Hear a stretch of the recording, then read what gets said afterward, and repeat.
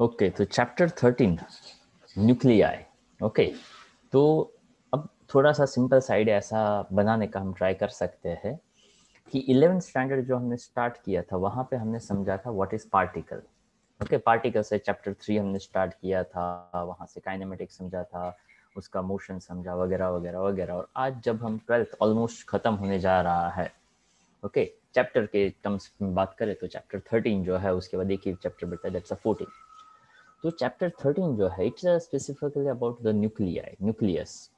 तो पार्टिकल से पूरा जर्नी हमने स्टार्ट किया, आपने पूरा 11th पढ़ा, आप 12th में काफ़ी कुछ पढ़ चुके हैं, और अब जब एंड आ रहा है तब हम उसी पार्टिकल का छोटा सा पार्ट एटम होता है, और एटम से भी छोटा पार्ट न्यूक्लियस होता है। तो अब हम इस चैप्टर के अंदर उस न्यूक्लियस का थोड़ा आइडिया है वो लेने वाले हैं। अगेन, जैसा एटम्स जो है वो हमें इंफॉर्मेशन देता है, it is not any kind of a new inventions. Okay, मतलब जब हमें कुछ नहीं पता था तब भी ये सब कुछ एग्जिस्ट कर ही रहा था, पर हमें धीरे धीरे धीरे पता चलता गया कि उसका स्ट्रक्चर कैसा होता है, तो हम अलग अलग टाइप के मटेरियल्स को समझ पाए, अलग अलग टाइप के मटेरियल्स को डेवलप कर पाए। ओके, अभी मैंने एक जगह पे पढ़ा था कि भाई ये लिमिटेड केमिस्ट्री के अंदर लिमिटेड एलिमेंट्स है, तो भी साइंटिस्ट काफ़ी सारे नए नए नए नए एलिमेंट्स या तो उसके जो कॉम्बिनेशन है वो बना सकते हैं। ओके, तो यहाँ पे इट्स जस्ट मैथ्स ऑल्सो, कि आप दो तीन चार अलग अलग अलग वैल्यूज लेते जाओ। आई थिंक आपने पढ़ा होगा फिबोनाची सीरीज। ओके, तो वहाँ से भी एक छोटा सा आइडिया है वो बन सकता है कि आप अलग अलग अलग कॉम्बिनेशंस करते जाओ, तो यहाँ पे ऐसा कहा जा सकता है कि आप सालों के सालों कितने भी आप एलिमेंट्स बनाते जाओ या तो नए नए मटेरियल्स बनाते जाओ, तो एंड इतना जल्दी नहीं आने वाला होता है, तो काफ़ी टाइम तक चलता रहता है। मतलब हमें जब न्यूक्लियस क्या है, एटम्स क्या है, उसका स्ट्रक्चर कैसा होता है, उसका मतलब बेसिक बिहेवियर कैसा होता है, वो पता चलना शुरू हो गया तो हमारा काम और आसान होता गया। प्लस ये चैप्टर हमें उस बात के बारे में बताता है जो शायद आप लोगों ने पढ़ा होगा केमिस्ट्री के अंदर। Yes, anyone having idea about the what is half life and mean life? सुना है हाफ हाफ लाइफ? लाइफ। हाँ सर, वो न्यूक्लियर रिएक्शन में होता है। ओके, तो what is basically what is half life? Sir total life के मतलब टोटल कोई भी एलिमेंट की जो पूरी लाइफ होती है उसका आधा करे उसको पहले हाफ लाइफ कहते हैं, फिर जितना रह गया उसमें से फिर आधा आधा करने का, ऐसे उसको हाफ लाइफ बोलते हैं, ऐसा कुछ है ना? हाँ, ऐसा तो कुछ है ही, पर मैं ऐसा भी पूछना चाहता हूँ कि आप में से किसी को ये आइडिया है कि हर एक एलिमेंट का हाफ लाइफ और ऐसा सब कुछ होता है कि कोई स्पेसिफिक मटेरियल ही होता है? सबका होता है। सबका होता है, ओके। और जनरली वो जो प्रोसेस होता है उस प्रोसेस को हम क्या कहते हैं, उसका किसी को कोई आइडिया? Radio active DK. हाँ, तो हर एक मटेरियल रेडियो एक्टिव होता है?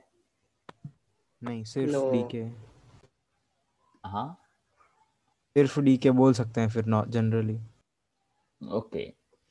तो उसके हिसाब से क्या हम उसका हाफ लाइफ प्रिडिक्ट कर सकते हैं कि ये जो प्रिडिक्शन है, ताकि जनरली कोई भी आप मटेरियल ले लो तो डीके उसमें से कैसे होगा? फॉर एग्जांपल अगर मैं ऐसा कहता हूँ कि प्लास्टिक है या वुड है या कोई एक्सवाइजेड मटेरियल आप ले लो, जैसे कि अब चलो पेन मैंने ले लिया, ओके, ये पेन मैंने एक बॉक्स के अंदर बहुत संभाल कर रख दिया, और मैंने 10 साल के बाद वो बॉक्स खोला, तो क्या ये पेन आधा हुआ होगा, 1/4 हुआ होगा, एज इट इज़ होगा, कहीं से थोड़ा सा टूटा होगा, टूटा भी होगा कि नहीं टूटा होगा, क्या आप बता सकते हो? एज इट इज ही होगा। ओके, चलो, और 10 साल तक रख दिया तो? सेम ही रहेगा। वो और 10 साल तक रख दिया तो? थोड़े चेंजेस फिर आएंगे, भी सेम वेयर रहे। ऑफ करेगा थोड़ा थोड़ा। थोड़ा शायद करेगा, ओके। पर अगर मान लो मैं ये लेकर आया और समहाउ मैं कुछ काम कर रहा था किचन में, और ये पैन मैंने गलती से जो स्टोव या होता है बर्नर उसके पास ऐसे हो गया, रख दिया, और ऐसा ही वो 5 या 10 मिनट तक पैन वहाँ का वहाँ रहा, तो क्या उसके ऊपर कोई चेंजेस आएंगे कि वो एज इट इज ही रहेगा? चेंजेस आएंगे। आएंगे तो चेंजेस। एक केस में आपने 20 साल तक उसको अच्छी तरह से रखा, और एक केस में आप लेकर आए और आधे या 1 घंटे में ही उसके ऊपर चेंजेस आपको देखने को मिल गए। तो ऐसा हर एक मटेरियल के अंदर आप कह सकते हो, पर यूरेनियम, थोरियम, रेडियम जो रेडियो एक्टिव मटेरियल है उसमें आप ऐसा नहीं कह सकते। अगर आप यूरेनियम कहीं पे भी कुछ भी उसका कर लो, ओके, उसको आप कहीं पे भी रख दो, इलेक्ट्रिक फील्ड के अंदर रख दो, मैग्नेटिक फील्ड के अंदर रख दो, तो उसका बिहेवियर हम चाहते हैं वैसा चेंज नहीं होता है, वो अपने हिसाब से ही करेगा। ओके, मतलब अगर हम उसको कहीं पे भी ऐसा कहीं कोई भी कोई ऐसी जगह पे हम रख दे जहाँ से उसको किसी का कोई कांटेक्ट ही ना हो, तो भी वो अपना डीके चालू ही रखेगा। ओके, मतलब क्या, तो कि वो अपने आप स्पॉन्टेनियसली और इंस्टेंटेनियसली एमिशन करता रहेगा, तो उसका डीके आप रोक नहीं सकते। ओके, अब ऐसा एक छोटा सा ऑब्जेक्ट है तो उसका डीके आप रोक सकते हैं, उसको आप संभाल कर रख सकते हैं, उसमें उसको कुछ नहीं होने वाला है। हो सकता है, फॉर एग्जाम्पल मुझे याद है जब मैं छोटा था एकदम छोटा था, आई थिंक शायद 1 साल से भी छोटा, तो तब एक मेरा छोटा सा इतनी साइज का मेरा एक शर्ट था, वही शर्ट मेरे बेटे ने भी पहना। मतलब क्या, तो इट्स जस्ट मेरा मतलब मैं मतलब कहना ये चाहता हूँ कि वो तो सिंपल एक कपड़ा था, अगर उसको संभाल के रखा तो 25 साल 30 साल तक वो अच्छी तरह से रहा उसमें। हाँ, मतलब वो क्वालिटी थोड़ा होना चाहिए कपड़े का, अदरवाइज उसमें थोड़ा सा प्रॉब्लम आता है, बट कहना ये चाहता हूँ कि उसमें जनरली जो वियर टियर होना चाहिए वो भी नहीं हुआ। तो वो संभालना चाहते थे तो और ज़्यादा साल तक आप उसको संभाल कर रख सकते थे। ओके, एक सेंस में हमने संभाल कर रखा तो रह गया। तो हर एक मटेरियल में डीके हो ऐसा ज़रूरी नहीं है, और वो डीके एक तरीके से हो वो भी ज़रूरी नहीं है। पर रेडियो एक्टिव एलिमेंट्स ऐसे है जिसमें डीके होता ही है और वो एक ही तरीके से होता है, इसलिए उसका हाफ लाइफ ज़रूर होता है। बाकी हर एक मटेरियल का हाफ लाइफ ऐसा हम कह नहीं सकते हैं। तो जनरली रेडियो एक्टिव एलिमेंट्स हो, और ये आपको पता होगा रेडियो एक्टिव एलिमेंट्स कौन से होते हैं, या तो वो उसका क्या आइडेंटिफिकेशन होता है, या तो टेबल से कैसे पता चलेगा कि रेडियो एक्टिव। F block.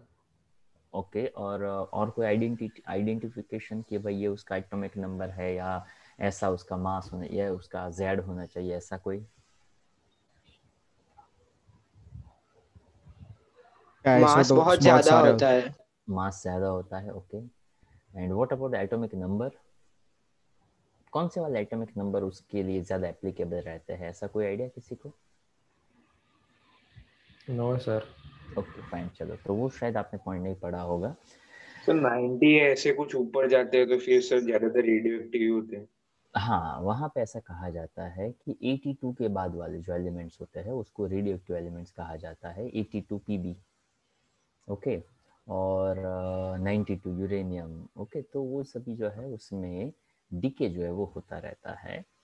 तो आज हम जो पढ़ने वाले हैं उसमें डीके कांस्टेंट रहेगा। एक और आता है जिसका हमने थोड़ा सा लास्ट टाइम आपको आइडिया दिया था, that's about the binding energy. Binding energy का कोई मतलब समझेगा? वैसे ये वर्ड आपके लिए शायद नया नहीं है, ये वर्ड आपने पहले भी सुना हुआ है, और शायद केमिस्ट्री में भी सुना है, फिजिक्स में भी सुना हुआ है। तो बताएंगे क्या होता है ये बाइंडिंग एनर्जी?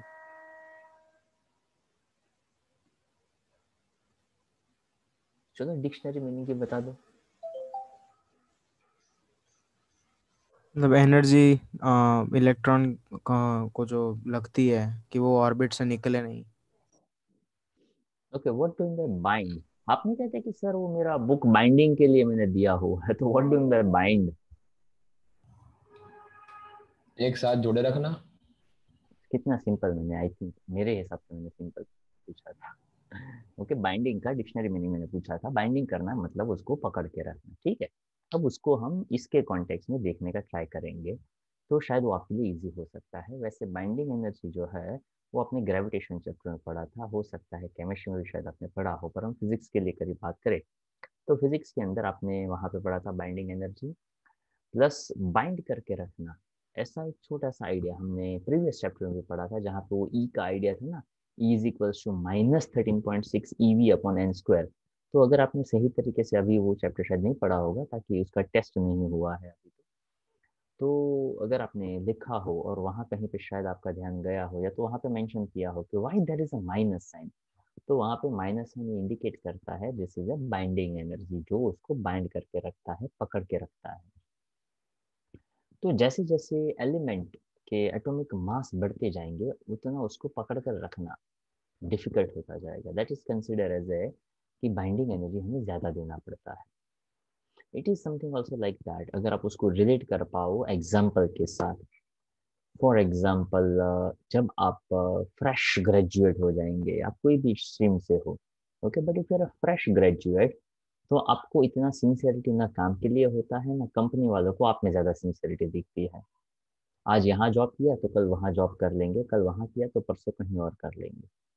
किसी ने 4-5 हज़ार का राइड लिया तो हम वहाँ चले जाएंगे, कोई कंपनी ने अपने को अच्छा कुछ देखा तो हम वहाँ चले जाएंगे। मतलब क्या, तो कि जनरली देखा जाए तो फ्रेशर्स वैसे जनरली ऐसे मार्केट में चलता रहता है इसलिए, ओके, कि फ्रेशर्स जो होता है उसको ज़्यादा सिंसियरिटी नहीं होती है। मतलब वो आते भी जल्दी जल्दी है, मतलब मिल भी जल्दी जल्दी जाते हैं और निकल भी जल्दी जल्दी जाते हैं। उसका मतलब यहाँ से आप कैसे कनेक्ट करें, तो कि अगर ऐसे एलिमेंट्स है जिसका एटॉमिक मास कम है, अब एटॉमिक मास कम है तो उसको संभाल कर रखना कुछ केस में डिफिकल्ट है, कुछ केस में इजी है, ओके।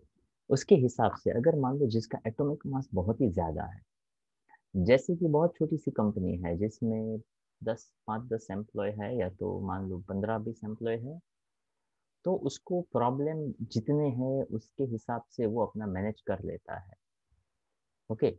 अब यहाँ पे मान लो कि कोई बड़ी कंपनी है, रिलायंस है, टाटा है, ऐसी कोई बड़ी कंपनी है, तो वहाँ पे आए दिन इंटरव्यू चलते रहते हैं। उसका पूरा डिपार्टमेंट ही होता है जो रिक्रूट करता ही रहता है, पूरे साल उसमें रिक्रूटमेंट चलता रहता है ऑलमोस्ट कोई ना कोई डिपार्टमेंट में। क्यों, क्योंकि कंपनी बड़ी है तो लोग भी ज़्यादा है, लोग भी ज़्यादा है तो प्रॉब्लम्स भी ज़्यादा है, प्रॉब्लम्स भी ज़्यादा है तो कोई कहेगा कि अपने को नहीं मज़ा आया तो कि कोई बात नहीं, चल तू निकल, कोई और आ जाएगा। कंपनी बड़ी है तो उसको इजीली इंसान मिल भी जाता है, क्योंकि बड़ी कंपनी का नाम है तो there are so many persons those are interested to work with the big company, okay. तो कंपनी को कोई फर्क नहीं पड़ता है। उसी तरह से अगर कोई एलिमेंट बहुत बड़ा है जिसका एटॉमिक मास ज़्यादा है, तो उसको बाइंडिंग एनर्जी की ज़्यादा ज़रूरत नहीं रहती है, ओके। अब मान लो कोई इनिशियल बहुत छोटा सा इंसान है जिसमें 4 लोग हैं, 4 डिपार्टमेंट समझ लो, ओके। कैसे डिपार्टमेंट, तो कि एक मार्केटिंग करेगा, एक सेल्स हैंडल करेगा, एक फाइनेंस हैंडल करेगा, ओके, और एक बाकी का सब कुछ है वो ओवरऑल सभी दिखेगा। अब मान लो कि 4 में से मार्केटिंग वाला बंदा है वो निकल जाए, ये तो उसके साथ कोई प्रॉब्लम हो जाए, एक डिपार्टमेंट बंद तो बाकी के सभी डिपार्टमेंट को परफेक्ट करेगा। जो फाइनेंस हैंडल करता है अगर वो निकल गया तो बाकी 3 को प्रॉब्लम होगा। मतलब यहाँ पे ऐसा कहा जा सकता है कि initial up to some certain level उन सबको पकड़ कर रखने के लिए बाइंडिंग एनर्जी ज़्यादा देना पड़ता है, ओके।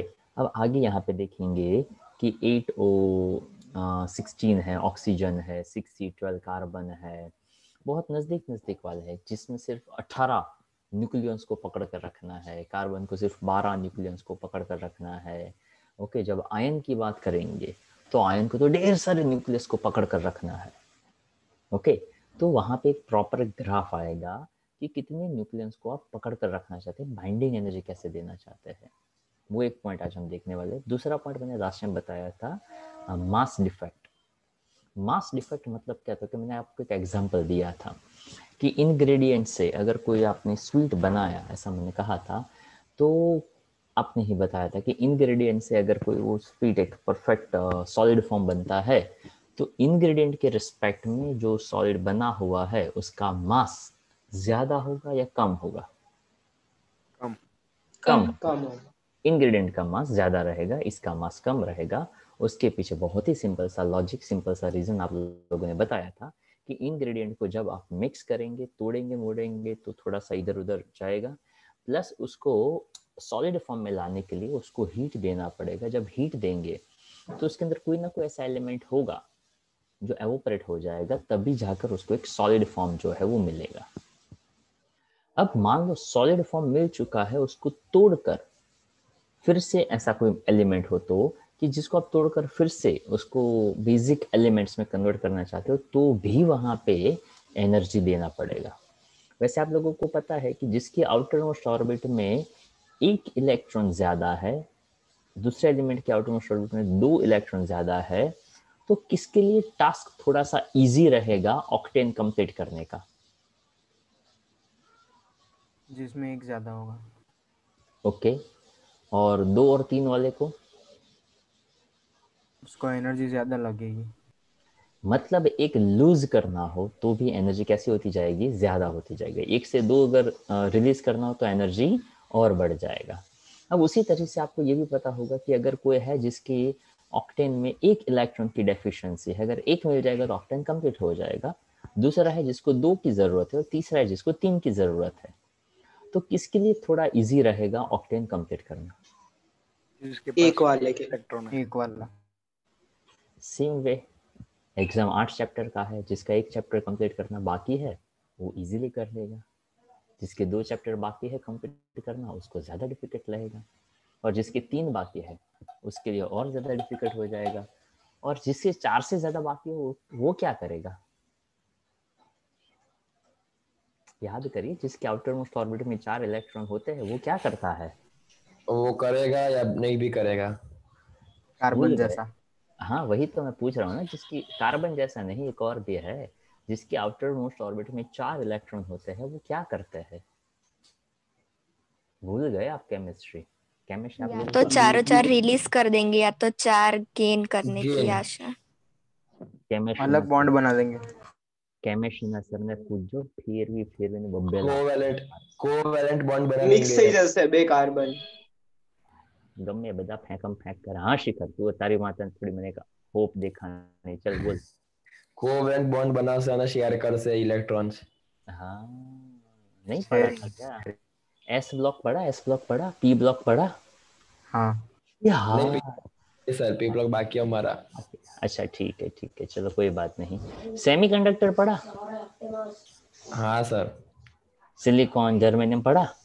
हाँ सर। ओके, तो सिलिकॉन जर्मेनियम के आउटर मोस्ट ऑर्बिट में कितने इलेक्ट्रॉन होते हैं? 4। हाँ, तो वो क्या करते, चारों के चारों दे देते हैं कि चारों के चारों ले लेते हैं? तो क्या वो कुछ नहीं कर पाएगा। जैसे आपके 8 चैप्टर बाकी थे ना, तो जिसके 4 चैप्टर प्रिपेयर करने बाकी हो ना, वो टेस्ट ही नहीं देगा। या तो पेपर सामने, नोट्स यहाँ, पेपर सामने, नोट्स यहाँ, उसको कहते हैं कोवेलेंट बॉन्ड करेगा। ओके, शेयरिंग कर लेगा। और बाद में जब पेपर चेक होकर आएगा तो वो फिर अपने आप को ले लेगा कि हाँ मजा आ गई। ओके, तो पता चल जाता है भाई कि आपने उसके अंदर इम्प्योरिटी ऐड किया हुआ है, जर्मेनियम, ओके, आर्सेनिक, नाम सुना हो तो शायद आपने। ताकि प्योर सेमीकंडक्टर जो है वो तो इंसुलेटर जैसा काम करता है, तो आपको इम्प्योरिटी तो ऐड करनी पड़ेगी, तब जाकर वो कंडक्टर बन पाएगा। ताकि हमें तो पता ही है कि 3-4 चैप्टर से ज़्यादा बाकी हो तो वो तो खुद प्योरली तो कर नहीं पाएगा, तो इसलिए कहीं ना कहीं से तो इम्प्योरिटी डालनी पड़ेगी। अब इम्प्योरिटी 2 टाइप की होती है, या तो ट्राइवेलेंट या तो पेंटावेलेंट, जिसको आप लोग केमिस्ट्री के लैंग्वेज में क्या कहते हैं, वो ग्रुप 5 और सॉरी ग्रुप 15 और ग्रुप 13 या ऐसा कुछ बोलते हैं। हम सिंपल सा ट्राइवेलेंट पेंटावेलेंट बोल देते हैं। ओके, सीधा सीधा सिंपल सा। हाँ, ट्राई यानी 3, पेंटा यानी 5। ओके, तो 3 वाला जो है उसमें डेफिशिएंसी 1 का रहेगा, 5 वाला हो तो उसमें 1 एक्सेस रहेगा। ओके, ये सब कुछ आपने कहीं ना कहीं पढ़ा हुआ है, but I am just trying to relate. जो आपकी जो जनरल सिचुएशन होती है ना, उसमें भी हम यही करते हैं। ओके, आप लोगों को भी पता है कि एग्जाम के अगले दिन अगर 1 चैप्टर बाकी हो तो डिफिकल्ट है, एनर्जी देना पड़ता है, पर कवर अप हो जाता है। 2 चैप्टर बाकी हो तो कवर अप कर सकते हैं, पर थोड़ा ज़्यादा डिफिकल्ट होगा। 3 हो तो बस लग गई अपनी। बहुत डिफिकल्ट है यार, 3 चैप्टर्स कैसे कवर अप करेंगे। 4 हो तो कि 4 में से 3 पीक ही करने अपने को, 4 तो होने नहीं वाले हैं। तो ऐसा एलिमेंट्स में भी होता है। ओके, तो उसके लिए भी पूरा का पूरा हम स्ट्रक्चर समझते हैं, उसके लिए हम पूरा उसका बाइंडिंग एनर्जी समझते हैं। ओके, तो यहाँ पे हर एक चीज़ एक दूसरे से बहुत सिंपल तरीके से कनेक्टेड है, अगर हम उसको सिंपल तरीके से समझे तो। हाँ, अगर हम उसमें से बाहर आ जाए कि हाँ यार ये फिजिक्स में ये लाइन लिखनी है, अच्छा ये तो केमिस्ट्री वाली लाइन है, अगर आप उसको समझेंगे कि एक साइंस का एक पॉइंट है, तो आप उसको इजीली एडेप्ट कर पाएंगे और इजीली आप उसको याद रख पाएंगे। मतलब क्या, क्योंकि यहाँ पे उसको सिंपल तरीके से ही आपको समझना है। तो फर्स्ट पॉइंट आपका AMU का था, एटॉमिक मास यूनिट का था। उसके बाद relation between AMU and energy, हमने मिलियन इलेक्ट्रॉन वोल्ट देखा था। एनर्जी आइंस्टाइन इक्वेशन था, E = mc²। तो अभी तक जितना मैंने समझाया उन सब को लेकर आज एक एक क्वेश्चन आपके होते जाएंगे। उस सभी क्वेश्चन आज करने वाले, उसका मैंने ओवरऑल व्यू आपको दे दिया। न्यूक्लियर साइज आपको याद होगी, हमने लास्ट टाइम पढ़ा था, समझा था। वो न्यूक्लियर साइज क्या होती है, तो कि that radius is proportional to A⁻⁻⁻, where A stand for atomic mass. Okay, और वहां से बताया था कि R0 that is consider as a average radius जो होता है 1.2 10⁻⁻15 यानी 1.2 फर्मीमीटर जितना। ओके, ये एक इंफॉर्मेशन है जो आपके पास होना चाहिए। उसके बाद आता है न्यूक्लियर डेंसिटी का कॉन्सेप्ट। डेंसिटी हम कहते हैं मास अपॉन वॉल्यूम। तो यहाँ से एक सिंपल सा आइडिया निकाला, mass of nucleus and volume of nucleus, और वहाँ से आपको 3m/4πr0⁻³ ऐसा कुछ मिला। पर यहाँ से एक सरप्राइजिंग पॉइंट हमने शायद देखा, समझा कि डेंसिटी ऑफ न्यूक्लियस 2.30 10⁻17 kg/m³ होता है, जो बहुत बहुत बहुत बहुत ही ज़्यादा होता है। Thus, the nuclear mass density is of the order of 10⁻17 kg. This density is very large as compared to the density of ordinary matter. कोई भी सिंपल सी आप ऑब्जेक्ट उठा लो, उसकी डेंसिटी के कंपैरिजन में ये तो बहुत बहुत बहुत ही ज़्यादा है। ओके, क्यों? क्योंकि न्यूक्लियस का साइज बहुत बहुत बहुत बहुत ही छोटा साइज होता है। ओके, उस वजह से। उसके बाद हमने ये भी समझा था nuclear forces, strong nuclear forces, उसका रिलेशंस बताया था, कौन कितना ज़्यादा स्ट्रॉन्ग होता है, कौन वीकर होता है। स्ट्रॉन्ग न्यूक्लियर फोर्स जिसको आप स्ट्रॉन्गेस्ट भी कह सकते हो, और उसके साथ वीक न्यूक्लियर फोर्स ऐसा भी एक नाम आता है। पर वीकेस्ट फोर्स आप में से किसी को पता है वीकेस्ट फोर्स कौन सा है? ग्रेविटी। हाँ, और स्ट्रॉन्गेस्ट फोर्स?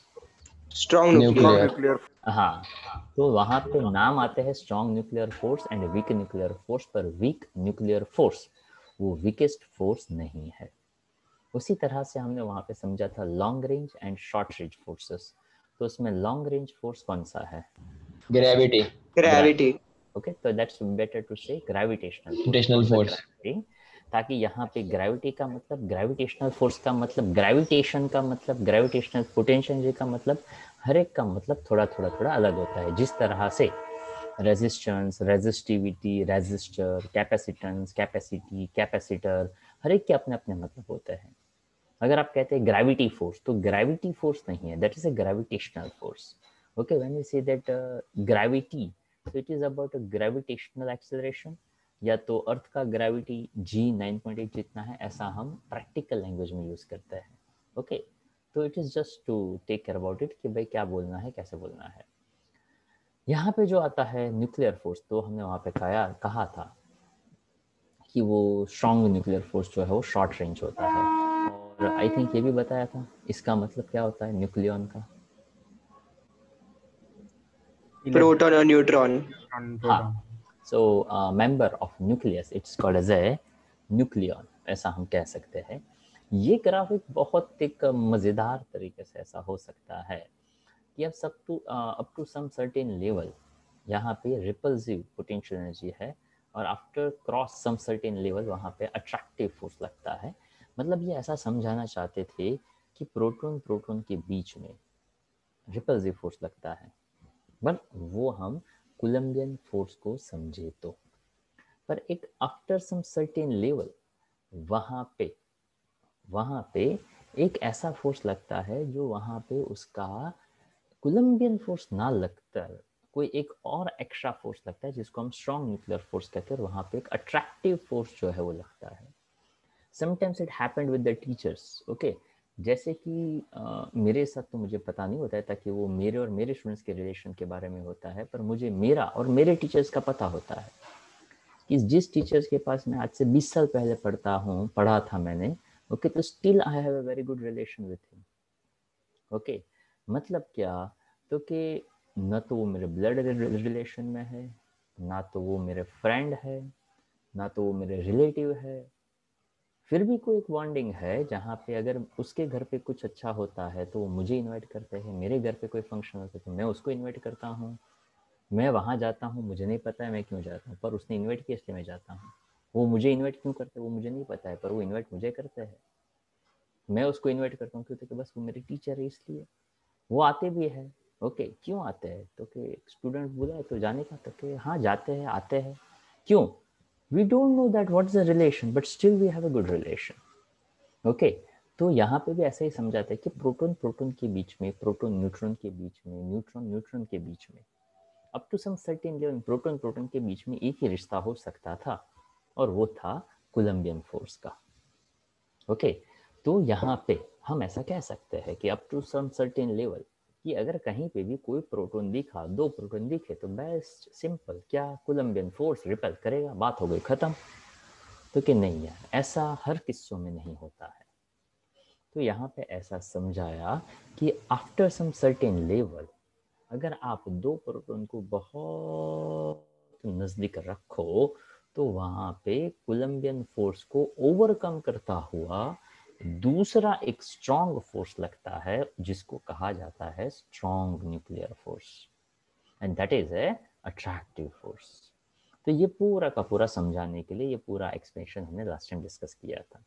तो मैंने आई थिंक उस टाइम पे भी कहा था कि ये सब कुछ है ना वो समझने के लिए होता है, पढ़ने के लिए होता है, और आप एक बार भी पढ़ो ना तो ये सभी ऐसी चीज़ें हैं कि जिसके दिमाग में सेट हो गई उसको हो गई, नहीं हुआ उसको कभी नहीं हुआ।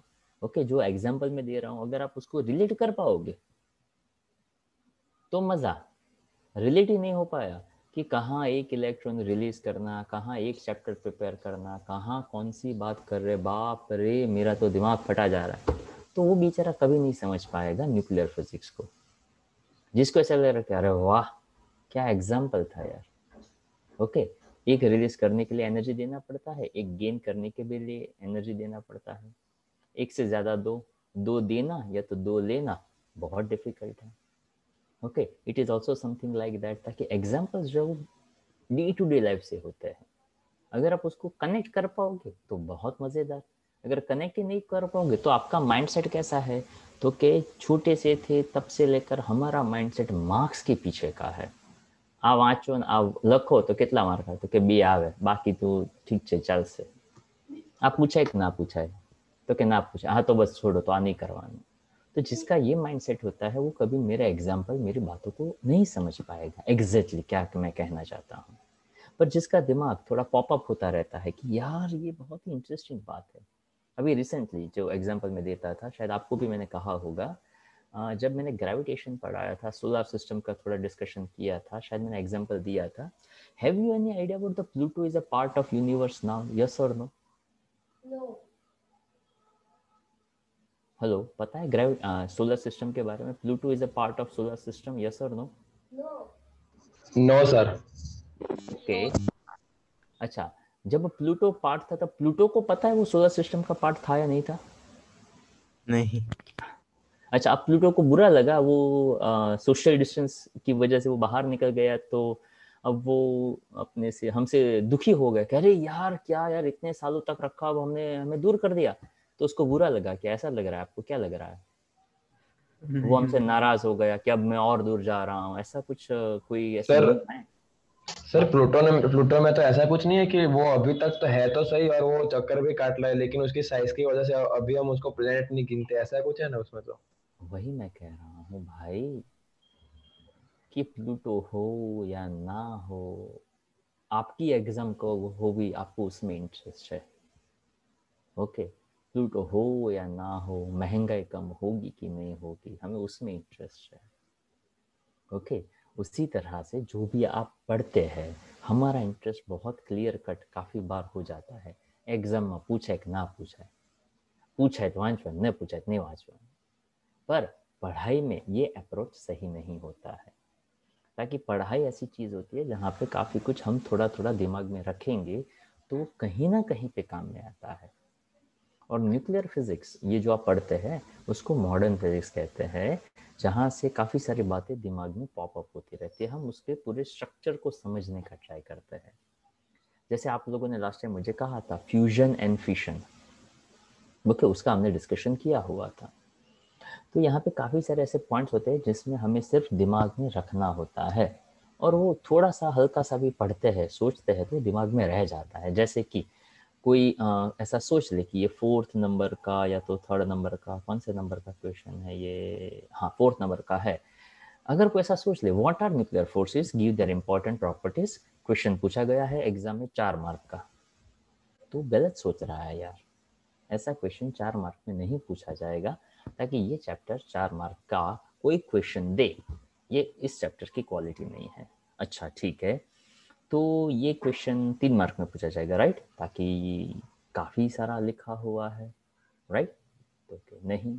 अच्छा तो 2 मार्क में पूछा जाएगा, नहीं। अच्छा 2 मार्क में पूछा जाएगा तो ये सब लिखना पड़ेगा, नहीं। तो हाँ किस में कहेंगे भाई, वो सीधा सीधा बता दीजिए। तो माय पॉइंट इज दैट कि ये क्वेश्चन जनरली पूछा ही नहीं जाता है, तो दिया क्यों है? वो इसलिए दिया हुआ है ताकि हम, जो भी जिसने बुक बनाया ना, वो ऐसा चाहते हैं कि स्टूडेंट्स को इसके बारे में पता होना चाहिए कि अगर आप स्टूडेंट हो, जैसे अभी आपने नहीं कहा कि कोई भी एलिमेंट है उसका डीके होता ही रहता है, तो कोई भी एलिमेंट का डीके नहीं होता है, आपको पता होना चाहिए कि रेडियो एक्टिव एलिमेंट है उसी का डीके होता है। अच्छा रेडियो एक्टिव एलिमेंट किसको कहते थे, कि किसी को भी कह देते हैं, तो क्या नहीं, ऐसा नहीं। आपने पूरा पीरियोडिक टेबल पढ़ा है तो वहाँ से आपको बताया होता है कि 82 अबव वाले जिसका एटॉमिक नंबर हो वो रेडियो एक्टिव एलिमेंट होते हैं, उसकी एक प्रॉपर्टी होती है, तो वो आपको पता होना चाहिए। इस वजह से यहाँ पे ऐसा एक क्वेश्चन फॉर्म किया जाता है कि न्यूक्लियर फोर्सेस क्या होता है, कैसे रेंज पे होता है, उसकी क्या क्या प्रॉपर्टीज़ होती है। इसलिए वैसे ये स्पिन डिपेंडेंट, ये exchange forces, non central forces, अगर आप रेफरेंस बुक देखोगे ना तो इसके अंदर भी एक पैराग्राफ दिया है, जिसको मैंने हटा दिया। क्यों? तो कि हाँ वहाँ पे थोड़ा प्रैक्टिकल अप्रोच मैंने रखा कि यार इतना सब कुछ स्टूडेंट्स को देने की कोई ज़रूरत नहीं है। उसी के बाद देखो आइंस्टाइन मास एनर्जी इक्विवेलेंस, तो आइंस्टाइन का इक्वेशन हमने लास्ट टाइम भी डिस्कस किया। अब एज ए क्वेश्चन मैं आज बता देता हूँ कि E इक्वल टू mc²। तो वहाँ पे एक छोटा सा सिंपल सा पॉइंट आइंस्टाइन का ये था कि अगर आप बहुत ही छोटे मास को बहुत ज़्यादा एनर्जी, कितना ज़्यादा, तो कि सॉरी वेलोसिटी, कितना ज़्यादा वेलोसिटी, तो कि वेलोसिटी ऑफ लाइट जितना एनर्जी दो तो बहुत ज़्यादा एनर्जी जो है वो दे सकता है। क्या कभी किसी ने वो जो मेले में आते हैं ना वो गुब्बारे फोड़ने का, वो कभी फोड़ा है कभी किसी ने? हाँ सर। तो पता है आप एज ए बुलेट क्या यूज करते हो? सर वो कोई दाढ़, मतलब वो कुछ होता है, क्या होता है मैं भूल गया, लेकिन वो कोई खाने की चीज होती है शायद से। अच्छा कोई कुछ और भी कह रहा है, क्या होता है वो पता है किसी का? अभी वो फोड़ा है कभी, बलून फोड़े मेले में? सर रबर बुलेट्स होती है। ओके वो रबर बुलेट्स भी नहीं होती है, जैसे इसने कहा ना वो खाने में नहीं, वो यूज करते हैं ना मग मग होता है। हाँ ओके, तो उसके ऊपर कुछ नहीं किया जाता, उसके ऊपर थोड़ा सा वो सिल्वर कलर जो है ना वो लगा देते हैं। क्यों? तो कि वो अच्छा दिखे इसलिए, वैसे उसके पीछे कोई रीज़न नहीं है। ओके तो वहाँ पे आप ऐसा कोई भी एक छोटा सा दाना दे लो, ओके, और वो दाना इसलिए लिया ताकि उसका जो डायमीटर है उसके हिसाब से फिक्स किया गया है। तो अब वहाँ पे अगर वही दाना है वो ऐसे हाथ में लेकर मैं आपके ऊपर मारो या हाथ से मैं उस बलून के ऊपर मारो तो वो फूटता नहीं है। ओके ये कॉन्सेप्ट आप पढ़ चुके हो कि दाना बहुत छोटा था पर उसमें वेलोसिटी ज़्यादा थी, तो क्या ज़्यादा था उसका? क्योंकि मोमेंटम ज़्यादा था, यार कॉमन सेंस की बात है। मोमेंटम ज़्यादा था तो p²/2m यानी काइनेटिक एनर्जी उसकी ज़्यादा हो गई। तो यही तो आइडिया थोड़ा बहुत आप कहीं पे भी लगा सकते हो कि मास चाहे कितना भी छोटा हो पर वेलोसिटी बढ़ाते बढ़ाते बढ़ाते बढ़ाते जाओ तो एनर्जी बहुत बढ़ सकता है। तो आइंस्टाइन ने ये कहा था कि यार ये एनर्जी बहुत ही ज़्यादा बढ़ सकता है, हम इमेजिन भी ना कर सके उससे भी ज़्यादा। तो उसको लेकर यहाँ पे कहा था that equations express between energy and mass equal to mc²। तो ये कितनी एक मज़ेदार बात है कि मास और एनर्जी का एक रिलेशन यहाँ पे बताने का ट्राई किया है। वैसे देखा जाए ना तो फिजिक्स अपने आप में उसकी काफ़ी सारी ब्यूटी जो अगर आप थॉट में रखना चाहो तो ओके। वैसे इससे पहले के पहले वाला चैप्टर कौन सा था, मैं नाम भूल गया। Dual nature. हाँ ड्यूअल नेचर। ओके तो अगर आपने कभी सुना हो तो નામ છે ને ગુજરાતીમાં કહેવાય જડ અને ચેતન, નામ સાંભળ્યું છે કઈ? जड़ चेतन, पता है वो क्या होता है? जड़ यानी रिजिड बॉडी, ओके, चेतन यानी समथिंग दैट्स इनविजिबल, बट वहां पे कुछ है, that's about the energy, okay.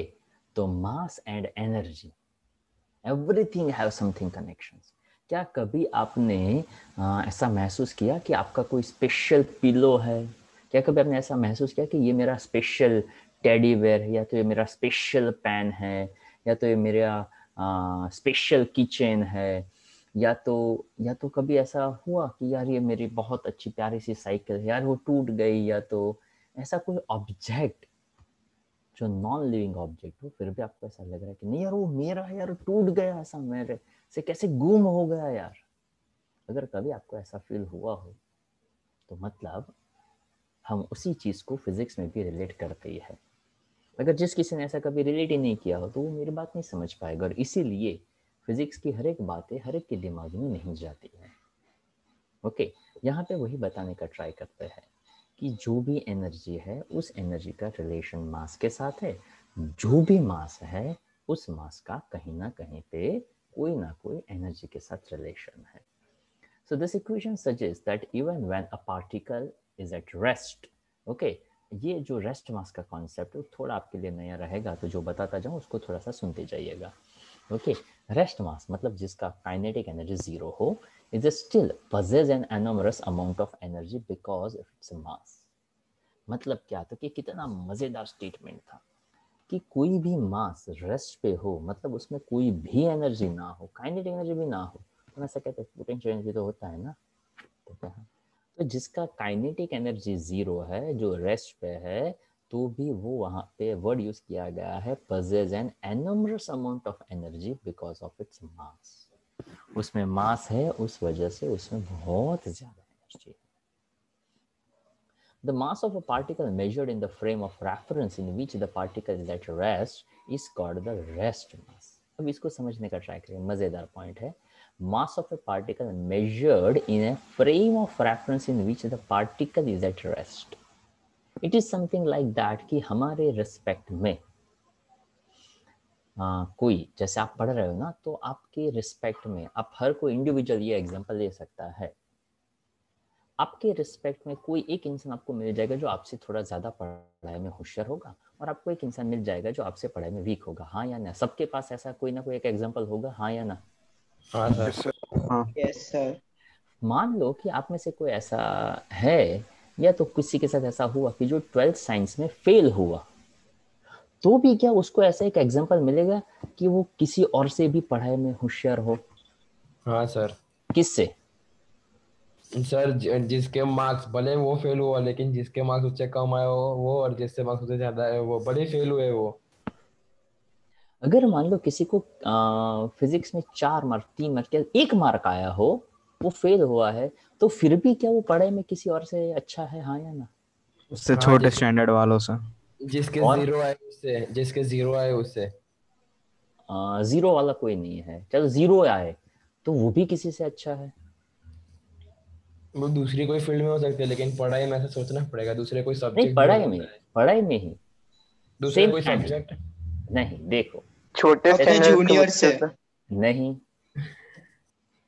आपके काफी सारे जो एब्सेंट रहा वो कोई और सब्जेक्ट में जिसने टेस्ट ही ना दी हो। आपका कोई फ्रेंड कॉमर्स में है? हाँ सर। कॉमर्स क्यों लिया और आपने साइंस क्यों लिया? तो फिर 10th के रिजल्ट्स जो थे ना, उसमें कहीं पे आप शायद आगे थे, शायद वो कहीं पे पीछे था, तो आपने साइंस पढ़ने का रिस्क लिया, उसने नहीं लिया। भले आपके 0 मार्क्स है, फिर भी आप उससे आगे हो गए ना। ओके, हाँ वो तो है।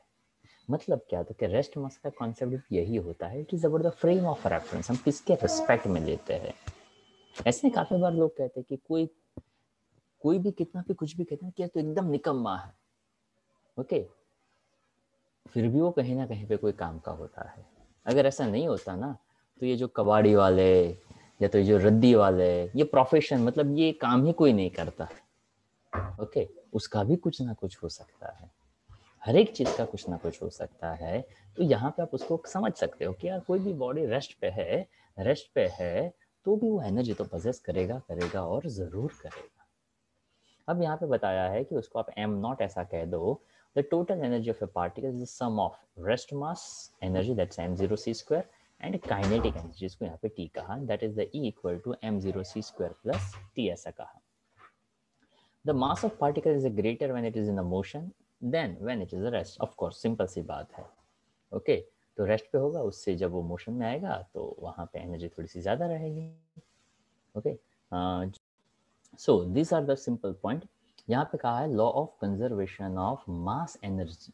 अब इस पॉइंट को समझने का ट्राई करिएगा, ताकि आपने law of conservation of energy पढ़ा, law of conservation of charge पढ़ा, law of conservation of linear momentum, angular momentum, ये चार आपने पढ़े।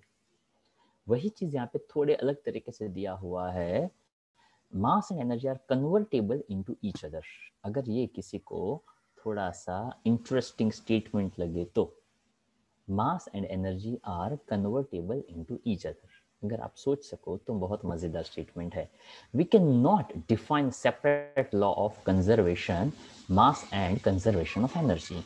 We need to define a unified law of conservation of mass and energy together. It's one more interesting point. Okay, the law of conservation of mass energy state that the sum of addition of mass and energy of a system of particle is the same before and after their interaction. It is very very interesting. जो जैसे वो 8 नवंबर आती है ना, तो काफी लोगों को कुछ चीजें याद आने लगती है। ओके आपके लिए वो आप थोड़े छोटे रहे होंगे, पर जैसे ही 8 नवंबर आते हैं ना, काफी लोगों को कुछ 8 नवंबर ही था शायद। ओके तो कुछ याद आने लगता है। क्या याद आने लगता है पता है? डिमोनेटाइजेशन। तो इट इज अबाउट जैसे कि ओके तो उस टाइम पे भी शायद आप कोई ना कोई स्टैंडर्ड में रहे होंगे, तो उस टाइम पे काफी सारे ऐसे फोन कॉल्स आते थे, सर आप फीस लेते हो? मैंने कहा हाँ फीस तो भाई लूंगा ना, मैं पढ़ा रहा हूँ। सर कैश ले लोगे? हाँ हाँ क्यों नहीं लूंगा। सर पूरे साल का दे दे? अरे हाँ हाँ दे दो। सर पूरा पे कर दो आराम से। सर आप कैश लेते हो? अरे क्यों नहीं लूंगा भाई, पढ़ाऊंगा फीस तो लूंगा ना। हाँ पर सर वो ओल्ड, इट्स ओके, पहले भी वो कागज था, आज भी वो कागज है। ओके वो 500 वाला नोट भी कागज था, इस बार जो आपकी जेब में 500 पड़ा है वो भी कागज ही है। पर जब वो अनाउंस नहीं किया था ना, तब तक हमें उसका वैल्यू था। जैसे ही कुछ अनाउंस कर दिया, वही वैल्यू हमने ही कम कर दिया और हम उसको कागज मानने लगे। The reason is that okay हाँ, जिसके पास जेन्युइन पैसा था उसको कभी कोई प्रॉब्लम नहीं था। ओके तो उसी तरह से यहाँ पे भी ऐसा बताया कि how mass and energy can convert to each other. Mass को एनर्जी में कैसे कन्वर्ट कर सकते हैं? एनर्जी है सिर्फ और सिर्फ, उसको मास में कैसे कन्वर्ट कर सकते हो? अगर मान लो मेरे यहाँ पे कोई 11th में एडमिशन, काफ़ी सारे ऐसे स्टूडेंट्स हैं जो मेरे यहाँ पे 11th से आते हैं, क्या कभी आपने जब एडमिशन लिया तब मैंने आपका वो वेट और हाइट मेजर किया था? ऐसा मैंने कोई फॉर्म में लिखा है कि आपका हाइट इतना है, आपका वेट इतना है? याद है किसी को? नहीं लिखा था। नहीं लिखा था, ठीक है।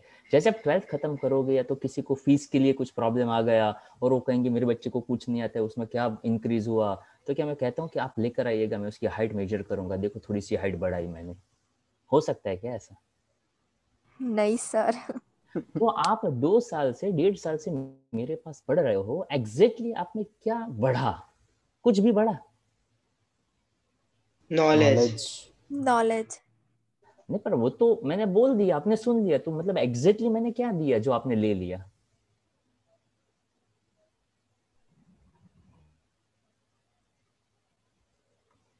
किसी ने कुछ नहीं दिया तो किसी ने कुछ नहीं लिया, तो फीस किस बात का मैंने लिया? आपने दे भी दिया, हाय हाय अरे यार ये तो गलती हो गई। तो ऐसा नहीं होता है ना। आपने एनर्जी दिया। एग्जैक्टली ओके मैंने एनर्जी दिया, वो एनर्जी आपने गेन किया। वो एनर्जी जो आपने गेन किया वो कहीं ना कहीं से फिर से आप रीयूटिलाइज करेंगे, तो फिर से आपको कोई ना कोई गेन होता है। और ये सब कुछ ऐसे ही चलता रहता है। ओके पर हम यहाँ पे इसको न्यूक्लियस लेवल पे या तो पढ़ाई के लेवल पे ही सिर्फ रिलेट करना चाहते हैं, इसलिए वो हमारे लिए थोड़ा और ज़्यादा डिफिकल्ट हो जाता है। Okay but everything is connected अगर आप उसको समझो तो। ओके जैसे हम सिंपल सी कोई भी बात ले लें, ओके जैसे कि मैंने कहा था कोई भी रद्दी से रद्दी चीज़ है ना उसका भी पैसा आ सकता है, मतलब that mass convert into energy.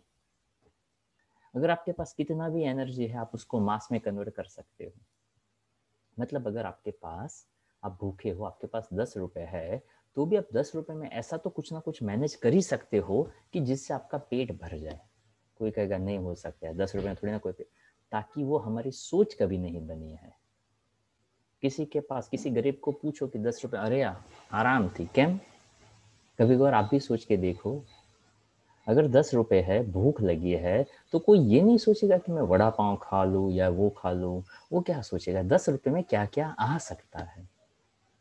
Okay तो सिंपल सी थॉट, सिंपल सी सोच ऐसी हो सकती है। अगर कोई ऐसा गरीब इंसान है तो ऐसा सोच लेता है कि 10 रुपए में 2 बिस्किट के पैकेट आ सकते हैं, वो बिस्किट के पैकेट में खा लूँ और पानी तो कहीं ना कहीं से मुझे मिल ही जाएगा, मैं पानी पी लूँगा तो पेट मेरा भर जाएगा।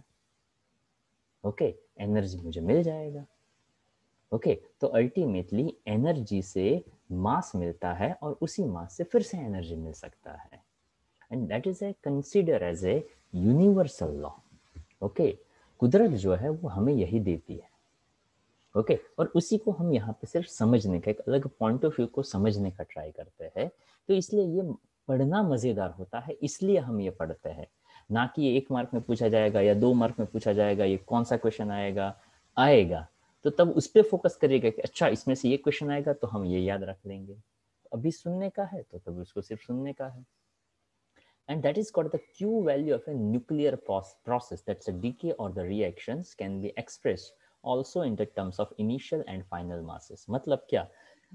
तो कि ऐसा कुछ आपने प्रोसेस किया इनिशियली और फाइनली, जहाँ पे टोटल एनर्जी जो है वो कैसा रहना चाहिए, सेम टू सेम रहना चाहिए। तो उसको आप कह सकते हैं law of conservation of mass energy. Okay अब आता है बाइंडिंग एनर्जी, जो उसको मैं थोड़ा थोड़ा आपको समझा चुका हूँ। यहाँ पे सिर्फ मुझे एक पॉइंट आपको सिर्फ बताते देना कि हाँ हम इसका डिस्कशन कर चुके। बाइंडिंग एनर्जी मतलब क्या था कि कोई भी स्ट्रक्चर को पकड़ कर रखने के लिए प्रोटॉन न्यूट्रॉन जो न्यूक्लियस के अंदर रहते हैं उसको अच्छी तरह से पकड़ कर रखने के लिए यहाँ पे हम बाइंडिंग एनर्जी का कॉन्सेप्ट जो है वो उसको यूज करते हैं। Okay, an atomic nucleus is a stable structure. Inside it, the proton and neutrons are bound together by means of strong attractive nuclear force. वैसे जब हमें ये नॉलेज नहीं था तब से हमें पता था कि हर कोई एटम जो है वो स्टेबल होता है। ओके तब जो भी ऑब्जेक्ट थे वो सभी स्टेबल कंडीशंस में ही थे, पर ये तो हम नॉलेज गेन करते गए तो हमें पता चला कि उसका स्ट्रक्चर ऐसा होता है जो इलेक्ट्रिकली न्यूट्रल होता है, यानी जितने प्रोटॉन उतने ही इलेक्ट्रॉन होते हैं। तो ऐसा होने के पीछे कोई ना कोई तो रीज़न होना चाहिए। कुछ कुछ एलिमेंट्स में ऐसा ऑब्जर्व करते गए कि प्रोटॉन इलेक्ट्रॉन सेम थे पर न्यूट्रॉन जो थे वो धीरे धीरे बढ़ते गए। ऐसा हमने एक एग्जांपल लास्ट टाइम लिया था, आपसे बताया था कि 6C12 ले लो तो 6 कार्बन 6 प्रोटॉन 6 इलेक्ट्रॉन 6 न्यूट्रॉन। पर जैसे जैसे जैसे आप दूर होते जाओगे, मतलब आगे चलते जाओगे, तो वहाँ पे ऐसा आता जाएगा 17 क्लोरीन 35, 17 2 34 होता है बरोबर। तो उसके हिसाब से 17 प्रोटॉन 17 इलेक्ट्रॉन पर 18 न्यूट्रॉन, एक न्यूट्रॉन ज़्यादा। क्यों? क्योंकि उसको बैलेंस करना था। Okay it is also something like that कि जब भी आप अपनी लाइफ में किसी के साथ कंपैरिजंस करो ना, तो हमारे कंपैरिजंस क्या होती है, तो कि उसके पास ये घर वैसा घर, वो गाड़ी ये स्कूटर वो स्कूटर। बैलेंस उससे नहीं हो सकता है, बैलेंस यहाँ से करना पड़ता है, और वो हम इंसान है इसलिए हम नहीं कर सकते हैं। वो आइडियल चीज़ें होती है जो हम नहीं कर पाते हैं। क्यों?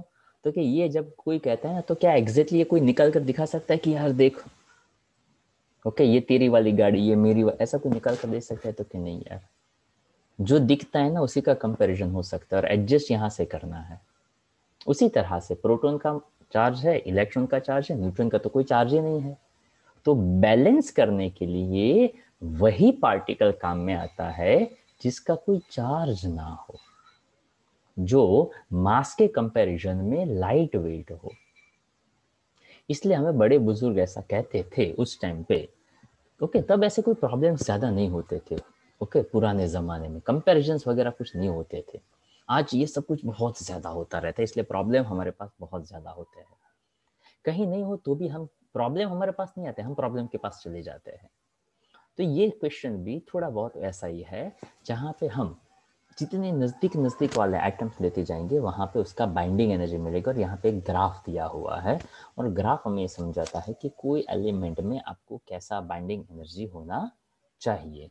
सो here the mention the amount of work required to be done to break up the nucleus into constituent particle and to place them at a infinite distance from one another.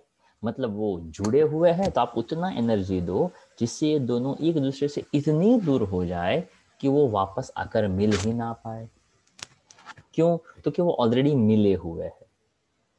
अच्छा, अगर वो दूर है तो आप इतना एनर्जी दो कि वो एक दूसरे से इतने नजदीक आ जाए कि कभी वो अलग ही ना हो। तो दोनों ही केस में वो वर्क है। पर यहाँ पे हम उसको डिफाइन ऐसे करते हैं कि ऑलरेडी वो साथ में है, वो उसका बाइंडिंग एनर्जी है जो उसको पकड़ के रखता है। अगर मैं उसको चाहता हूँ कि वो टूटे तो मुझे कुछ एनर्जी देना पड़ेगा। कितना एनर्जी देना पड़ेगा? जितना उसका बाइंडिंग एनर्जी होता है। This work gives a measure of the binding energy of the nucleus. Okay, जैसे नहीं वो आप कभी काफ़ी सारे मूवीज़ वगैरह देखते हो, आजकल काफ़ी सारे ऐसे मूवीज़ आते हैं। ओके, जैसे वो हर्षद मेहता का आया था, तो वहाँ पे वैसा कहा था कि हर एक काम की एक कीमत होती है। ओके, हर एक इंसान, मतलब ऐसे वो मूवीज़ के डायलॉग होते हैं। हाँ, तो कि वहाँ पे भी ऐसा होता है कि हर एक काम की एक कीमत होती है, हर एक इंसान को एक स्पेसिफिक अमाउंट या तो कोई एक स्पेसिफिक एनर्जी है वो देनी पड़ती है, तभी वो हमारा काम करता है, वगैरह वगैरह वगैरह। उसी तरह से हर एक एटम जो बाउंड करके रखता है, अगर उसको तोड़ना हो तो एक स्पेसिफिक अमाउंट में एनर्जी भी उसको देनी पड़ती है, तो ही वो टूटेगा और तो ही हमें उसका बाइंडिंग एनर्जी पता चलेगा। The binding energy of a nucleus may be defined as the energy required to break up a nucleus into its constituent protons and the neutrons and to separate them to such large distance they may not interact with each other। मतलब same to same language ही बना पर थोड़े अलग words use किए। The concept of binding energy may also be understood in the terms of Einstein mass energy equivalence, E equal to mc square कह दिया, उतना energy दे दो जितना उसको बाउंड करके रखा हुआ है। बट ये पॉइंट मैं आपको समझा चुका। Seeing that the mass of a stable nucleus is always, ताकि वो बाउंड है, कंस्टिट्यूएंट नहीं है, बना हुआ है। मतलब जैसे वो स्वीट का एग्जांपल दिया था, ये बना हुआ स्वीट है। Okay, always less than the sum of the masses of the constituent protons and the neutrons. मतलब जो उसका इंग्रेडिएंट है उसका मास ले लो और जो इंटैक्ट बना हुआ है उसका मास ले लो, तो इंटैक्ट का मास ऑलवेज उसके कंस्टिट्यूएंट से कम ही रहेगा। और वो जो डिफरेंस है उसी को कहते हैं मास डिफरेंस और कॉल्ड मास डिफेक्ट। उसी मास डिफेक्ट से हमें मिलता है बाइंडिंग एनर्जी। ओके, तो delta EB is equal to delta MC square and binding energy may also be defined as, दो तीन अलग अलग तरीके से। हाँ, surplus energy which the nucleons give up by virtue of their attraction when they become bound together to form a nucleus। मतलब जो मैंने कहा था ना कि पहले एनर्जी तोड़ने वाली बताई थी, अब यहाँ पे एनर्जी छोड़ने वाली बताई है। It is something like that कि कोई, जैसे हम मूवीज वगैरह में देखते हैं, प्रैक्टिकल लाइफ में भी काफ़ी बार हम देखते हैं कि किसी के पास कुछ काम करवाना हो तो हमें एनर्जी देनी पड़ती है। इन सेम अदर वे कि दो अलग अलग कंस्टिट्यूएंट है, अगर उसको साथ मिलकर काम करना हो तो भी वहाँ पे एनर्जी देनी पड़ती है। So here it is just a simple idea. उसका मैथमेटिकल एक्सप्रेशन यहाँ पे दिया हुआ है कि delta M that is the mass defect, पहला जो मास होता है ZMP। ZMP का मतलब होता है Z that is atomic number, MP that is the mass of proton, plus A minus Z। Yes, anyone tell me what is A minus Z?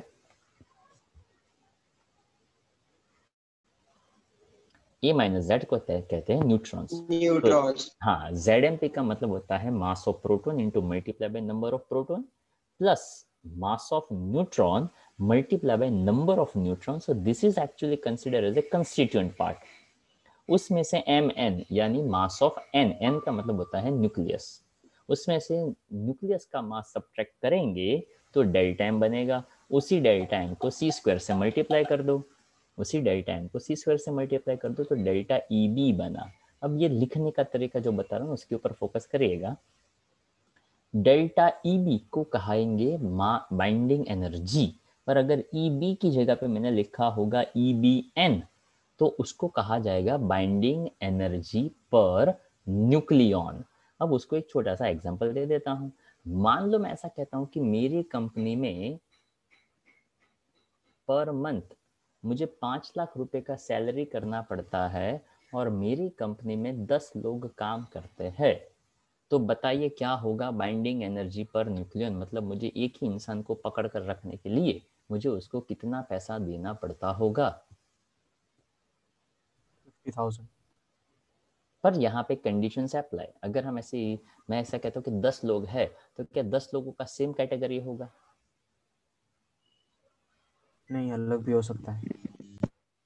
पर ये हमारा प्रैक्टिकल लाइफ का एग्जांपल है। 10 लोगों में एक दो पियून हो सकते हैं, एक दो उससे ऊपर वाले क्लर्क हो सकते हैं, एक आध मैनेजर हो सकता है, तो हर एक का स्ट्रक्चर एक जैसा तो नहीं हो सकता ना, वो अलग अलग हो सकता है। पर यहाँ पे ऐसा नहीं होता है, यहाँ पे तो सभी न्यूक्लियंस है। न्यूक्लियंस बोला तो सब आ गए, प्रोटॉन भी आ गया, न्यूट्रॉन भी आ गया, प्रोटॉन प्रोटॉन आ गया, प्रोटॉन न्यूट्रॉन आ गया, न्यूट्रॉन न्यूट्रॉन आ गया। तो जब न्यूक्लियंस बोल दिया तो वहां पे ना तो कोई छोटा है ना तो कोई बड़ा है। मतलब क्या?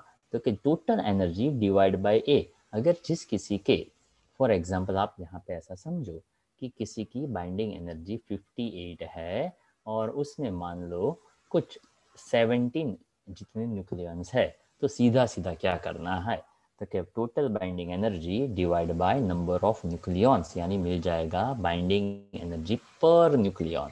यानी एक न्यूक्लियन को पकड़ कर रखने के लिए इतना एनर्जी देना पड़ता है, अगर मुझे उसको रिलीज करना हो तो भी मुझे क्या करना पड़ेगा, उतना ही एनर्जी मुझे वापस उसको देना पड़ेगा। सो this is the basic concept of binding energy per nucleon. Okay, मैं आपके 5 मिनट और ज़्यादा लूँगा ताकि ये क्वेश्चन बहुत ही छोटा है पर समझाना बहुत ज़रूरी है। Draw a graph showing the variation of binding energy per nucleon with mass number of a different nuclei. ये जब भी क्वेश्चन पूछा जाए, ये क्वेश्चन पूछा जाए वैसा है। So I suggest to the students कि आप कौन कौन से एलिमेंट याद रखो। एक तो सबसे लास्ट वाला, एक स्टार्टिंग वाला, एक जिसका सेचुरेशन है, बाकी जो आपको अच्छे लगे वो। ओके, आपको उसका शेप याद रखना है, decrease increase decrease increase decrease, then after one peak and then gradually decreases। 2-3 bar try करने से याद रह जाएगा। ग्राफ किसका है, तो क्या बाइंडिंग एनर्जी पर न्यूक्लियन का ग्राफ है। यहाँ पे कौन है, तो क्या मास नंबर है। जैसे जैसे उसका मास नंबर बढ़ता जाएगा बाइंडिंग एनर्जी पर न्यूक्लियन भी वेरी होता जाएगा। अब यहाँ पे बताया है न्यूक्लियाई प्रोन टू फ्यूजन, मतलब यहाँ पे वो कंबाइंड होते हैं, यहाँ पे होता है फिशन, यानी यहाँ पे वो टूटते हैं, और ये जो है वो होता है मोस्ट स्टेबल कंडीशन। मतलब क्या, तो कि अगर मान लो ऐसा कोई कंपनी है जिसमें 8-10 एम्प्लॉय है, तो उसके लिए प्रॉब्लम्स चैलेंजेस ज़्यादा है, ताकि उसके लिए उसके पास इनकम सोर्सेज लिमिटेड है पर एक्सपेंसेस ज़्यादा होते हैं, ताकि उसको हर छोटे इंसान को पकड़ के रखना पड़ता है कि यार कोई मिलता नहीं है, इसको पकड़ के रखना पड़ता है। ओके, फिर भी वहाँ पे लोग आते जाते ज़्यादा रहते हैं, सेट हुआ नहीं हुआ। बहुत बड़ी कंपनी हो तो वहाँ पे भी लोग आते जाते ज़्यादा रहते हैं। क्यों? तो यार कंपनी बहुत बड़ी है ना, रोज़ कोई ना कोई होता ही है झंझट, किसी को निकाल दिया, कोई खुद चला गया, तो रिक्रूटमेंट चलता ही रहता है। पर एक मिडिल कंपनी होती है जहाँ पे एक लिमिटेड स्टाफ है, जहाँ स्टाफ अपने काम से खुश है और बॉस अपने स्टाफ से खुश है, और ऑलमोस्ट काफ़ी टाइम तक जनरली किसी को कोई प्रॉब्लम ना हो, तो ऑलमोस्ट ज़्यादातर जो स्टाफ है वो मेंटेन ही रहता है, ना तो कोई वहाँ से निकलता है, ना तो वहाँ पे कोई रिक्रूटमेंट करने की ज़रूरत होती है। एग्जैक्टली यहाँ पे ऐसा समझाया कि हर एक का एक स्पेसिफिक एटॉमिक मास होता है, कि एक लिमिटेड एटॉमिक मास तक हमें स्टेबल न्यूक्लियाई मिलते हैं। After some certain atomic mass वहाँ पे थोड़ा अनस्टेबल रहता है। और अगर आप नोटिस करेंगे तो यहाँ पे 56 Fe 56 जो था, वहाँ पे एटॉमिक, ये जो 56 लिखा है ना, जिसको कहते हैं nuclei. Okay, binding energy per nucleon अभी हम देखेंगे। तो आयन को पकड़ कर रखने के लिए वहाँ पे बाइंडिंग एनर्जी पर न्यूक्लियन सबसे ज़्यादा देना पड़ता है। और इससे ज़्यादा जैसे जैसे एटॉमिक मास बढ़ता गया, तो इसको पकड़ कर रखने के लिए एनर्जी कम देनी पड़ती है। क्यों? क्योंकि कंपनी छोटी हो तो उसको अगर कोई एक अच्छा एम्प्लॉय मिल जाए तो उसको यार पैसा थोड़ा बढ़ा देते हैं, इसलिए भाई 5 की बजाय 7,000 ले लेना, पर तू रह जा। ओके, पर बहुत बड़ी कंपनी हो ना, अगर वहाँ पे कोई बड़ा इंसान भी ऐसा करे, नहीं अपने को ऐसा है, तो कोई बात नहीं, तू निकल जा, चल तेरे अलावा कोई और आ जाएगा। क्यों? क्योंकि कंपनी बड़ी है, उस इंसान की वजह से कंपनी चलती है, कंपनी की वजह से वो इंसान है। पर अगर कंपनी थोड़ी मीडियम लेवल की हो तो वहाँ पे इम्पोर्टेंस इंसान का होता है, ताकि वो पूरी कंपनी को रन करता है। एग्जैक्टली अगर वो एग्जांपल आप यहाँ पे सेट करेंगे तो आपको पूरा क्वेश्चन आराम से समझ में आ जाएगा। इसके अंदर थोड़ा बहुत न्यूमेरिकल डेटा है जो आपको याद रखना है। ओके, जैसे कि हाइड्रोजन मतलब H2, लिथियम, हीलियम, इसमें से आप जो भी याद रखना चाहो वो रख सकते हो। पर Fe56, यूरेनियम 98, और ये जो शेप है ना, उस शेप को याद रखने का ट्राई करने का। एंड मोस्ट इम्पॉर्टेंट, किसका ग्राफ है? Binding energy per nucleon versus mass number का ग्राफ है। अब यहाँ पे ये क्वेश्चन पूछा जाता है 2 या 3 मार्क में, ज़्यादातर 2 मार्क में। ओके, तो भी यहाँ पे आपके पास सीधा सीधा आइडिया है। 2 मार्क के लिए यहाँ पे 5 पॉइंट दिए गए हैं। इंपॉर्टेंस ऑफ बाइंडिंग एनर्जी ये सब पढ़ने के लिए है। तो आप उसमें से चाहो वैसे 4, 5, 6 पॉइंट आप याद रख लो, I think it's more than enough. Okay, वो आपको सिलेक्ट कर लेने का कि आपको कौन से पॉइंट्स याद रखने हैं। ऐसा कोई ज़रूरी नहीं होता कि यही, वो पढ़ते पढ़ते आपको खुद को पता चल जाएगा कि यार ये पॉइंट का इंपॉर्टेंस है, इस पॉइंट का इंपॉर्टेंस नहीं है। जैसे कि यहाँ पे ऐसा बताया था कि binding energy per nucleon of nucleus gives a measure of the stability of nucleus. Something like that कि अगर मान लो आप कहीं पे जॉब के लिए गए, आपको पूछा गया व्हाट इज योर एक्सपेक्टेशन, आपने कह दिया कि भाई पर मंथ 30,000 मिलना चाहिए। उसने कहा नहीं यार 30 तो नहीं दूंगा, मैं 20 दूंगा। मतलब आप सेटिस्फाइड तो नहीं थे, खुश तो नहीं थे, फिर भी वहाँ पे टिके क्यों? तो क्या आपके पास भी कोई जॉब नहीं था? पर जैसे ही वहाँ पे काम करने के 5-6 महीने बाद आप फिर भी वहाँ जॉब स्टार्ट करिए, फिर भी आप कोई ना कोई जॉब के सर्च में ही हो। जैसे कोई दूसरी कंपनी ने आपको इंटरव्यू के लिए बुलाया, उसने कहा, आपने तब 35 कहा तो उसने 28 में डील डन किया, तो आप 1 सेकंड का भी सोचने के लिए नहीं रुकोगे, यहाँ से रेजिग्नेशन और सीधा यहाँ पे जंप। क्यों? तो कि यार पर मंथ 8,000 बढ़ रहा है, 12 जा, ओके, 1 साल में 1 लाख ज़्यादा हो गए ना, कॉमन सेंस की बात है। मतलब क्या? तो कि बाइंडिंग एनर्जी पर न्यूक्लियन जो कंपनी चाहती है कि अपने यहाँ पे टिके, तो वो binding energy per nucleon properly देती है, और it's called as a measure of stability of that nucleus. Okay, greater is the binding energy per nucleon of a nucleus, more stable is the nucleus. For example आपने 30 कहे, company ने कहा मैं आपको 33 दूंगा, तो आप सोचोगे, कभी कोई इंटरव्यू दोगे? नहीं यार, मैं तो 30 सिर्फ एक्सपेक्ट कर रहा था, 25 बोलते तो भी मैं तो हाँ ही बोलने वाला था, उसने 33 ऑफर किया, तो कोई पागल ही होगा ना जो कोई और जाएगा। सिंपल सी बात, greater is the binding energy per nucleon, उतना वहाँ पे स्टेबिलिटी ज़्यादा रहेगा। अब यहाँ पे उसके कुछ कुछ इंपॉर्टेंट पॉइंट्स जो मैंने बोला था न्यूमेरिक वाले, जैसे कि 2He4, 6C12, 8O16, यहाँ पे number of proton, number of neutron, number of electron सभी same. The value of binding energy per nucleon lie on or near a smooth curve. मतलब क्या आता है कि वहाँ पे ऐसा स्ट्रेट पार्ट या ऐसा कुछ नहीं आता है। Per nucleon is small for a light nuclear, 1H1, 1H2, 1H3। मतलब क्या? तो कि वहाँ पे जैसे ये बहुत छोटे हो ना, तो वहाँ पे costing that is called the binding energy per nucleon थोड़ा सा ज़्यादा होता है। क्यों? तो कि यार कॉमन सेंस की बात है, 2 ही है, 2 को पकड़ के रखना है। ओके, क्यों? क्योंकि एक सब कुछ काम नहीं कर सकता है, तो 2 को ही करना है, तो आधा ये करेगा, आधा ये करेगा, तो वहाँ पे बाइंडिंग एनर्जी पर न्यूक्लियन थोड़ा सा ज़्यादा होता है। Okay, is a small for a lighter nuclear पर compare to others. Okay, small यानी कितना? तो कि उसका एक्सपेंस कम है। क्यों? क्योंकि नंबर ऑफ न्यूक्लियंस भी तो कम है, पर एनर्जी तो देना पड़ेगा। मास रेंज इसको याद रखना है 2 to 20 there are well defined maxima and minima on the curve. 2 से 20 के बीच में आपको पता चलेगा कौन कम है कौन ज्यादा है।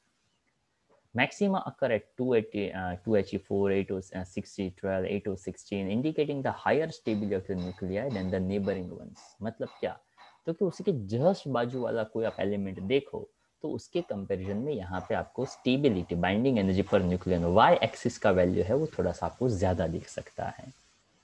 बताया कौन सा, तो कि minima corresponding to the low stability 3 lithium 6, 5B10 और 7N 14, तो ये इसके आजू बाजू वाली है, पर 3 वाला नीचे है तो 6 वाला ऊपर है। ओके 6 वाला ऊपर है पर 7 वाला नीचे है, 7 वाला नीचे है पर 8 वाला ऊपर है।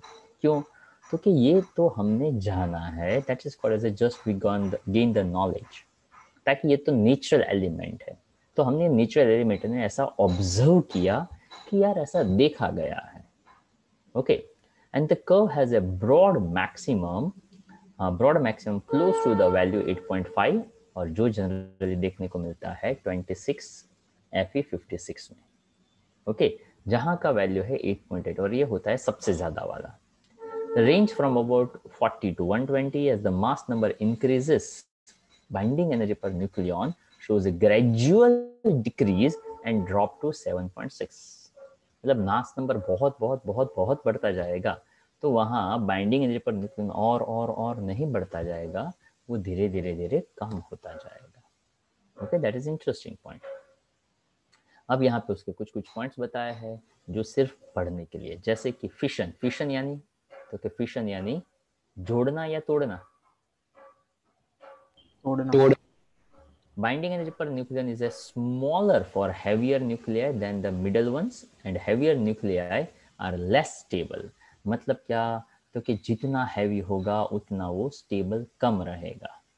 ओके स्टेबिलिटी वहां पे नहीं रहेगी, इसलिए वो फटाक से क्या हो जाएगा, टूट सकता है न्यूट्रॉन को बॉम्बार्ड करने से। Heavier nucleus split into the lighter nuclei, the binding energy nucleon changes from 7.6 to 8.4। Greater binding energy of the product nuclear results in the liberation of energy, मतलब उसको रिलीज करेंगे तब वहां पे बाइंडिंग एनर्जी थोड़ी सी ज्यादा होगी। मतलब कोई कंपनी है, कोई दो लोग है, पार्टनरशिप में है, मर्ज हुआ है, पर जैसे वो दोनों अलग होंगे तो खर्चा ज्यादा होगा। क्यों, तो कि हर कोई अपना अपना शेयरिंग लेगा, तो वहां पे दोनों को अपने आप में अपना जो स्टैंड है वो बनाने के लिए वहां पे एनर्जी ज्यादा जाएगा। अब यहाँ पे फ्यूजन की बात किया, फ्यूजन मतलब क्या, जोड़ना।